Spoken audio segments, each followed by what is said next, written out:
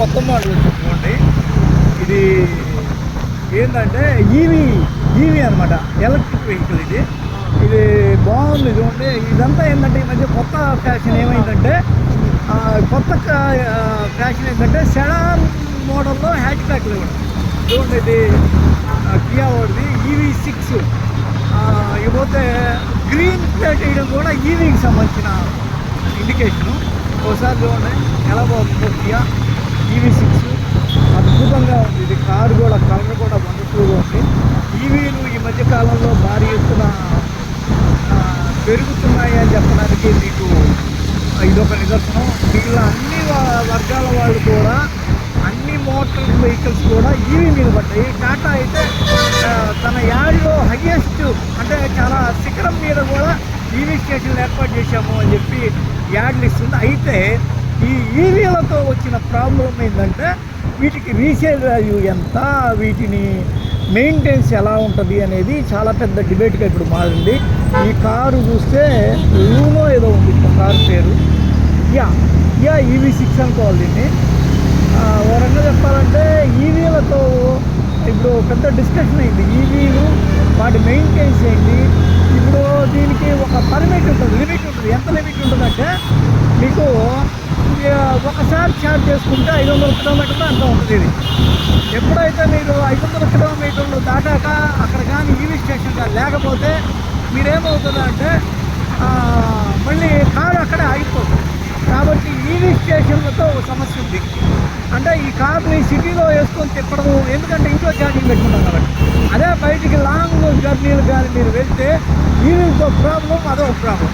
తర్వాత ఎంతైనా ఇప్పటి వరకు ఉన్న టాప్ ఏంటంటే, పెట్రోల్తో వెళ్ళినంత స్పీడు, గ్రిప్పు, పికప్ ఈవీలతో కానీ సిఎన్జీలతో కానీ ఉండదు. అప్పులు ఎక్కడం కానీ గ్రిప్ వదిలేస్తాయి. ఈ క్రమంలో కూడా మీరు ఈవీలతో కొంత సమస్యను ఎదుర్కోవాలి అని ఒక చర్చకి తెరలేచింది. నిన్న ఎక్కడో దీని మీద ఒక స్టోరీ వేశాడు. ఈ పెరుగుతున్న ఈవీలు కానీ కస్టమర్లో వాటి పట్ల ఎంత మేర ఇది ఉంది అనేది ఇప్పటికీ ఓ సబ్జెక్టు. దాని మీద ఇప్పటికీ ఇంకా ఈ ఇండియాలో అయితే తగిన ఇది లేదు. కొన్ని దేశాల్లో అయితే రోడ్డు మీద ఈవీ ఛార్జింగ్ పాయింట్ పెట్టేస్తున్నాడు. అంటే ఆగిన చోట ఆగినట్టుగా మీరు క్లిప్ పెట్టుకొని ఆ రోడ్డుకి ఒక ఎలక్ట్రిక్ లైన్ వేస్తున్నాడు. ఇలాంటి ఫెసిలిటీ ఈవీలకి ఉండకపోవచ్చు ఇప్పుడు మన భారతదేశంలో. అందువల్ల ఈవీని కొనాలంటే వీళ్ళు ఆలోచిస్తున్నారు. వీటి స్పీడు, పికప్ చాలా తక్కువ ఉంటాయి. దానిలో ఉన్న గ్రీన్ అనే దానిలో అర్థం ఏంటంటే, ఇది పర్యావరణ హితము అనే ఒక అర్థం ఉంటుంది. పర్యావరణంగా వీటి వాడకంలో చాలా బెస్ట్ ఉంటుంది. పెట్రోల్ని ఎప్పుడైతే మనము ఇంధన దహనం చేస్తామో దానిలోంచి కార్బన్ డైఆక్సైడ్ వస్తుంది.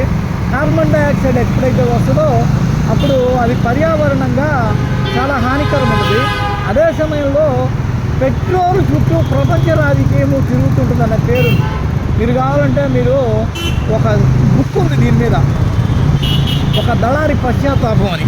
ఆ బుక్కుని మీరు కానీ చదివితే మీకు పెట్రోల్ ద్వారా ఈ ప్రపంచం ఎలా నడుస్తుందో తెలుస్తుంది.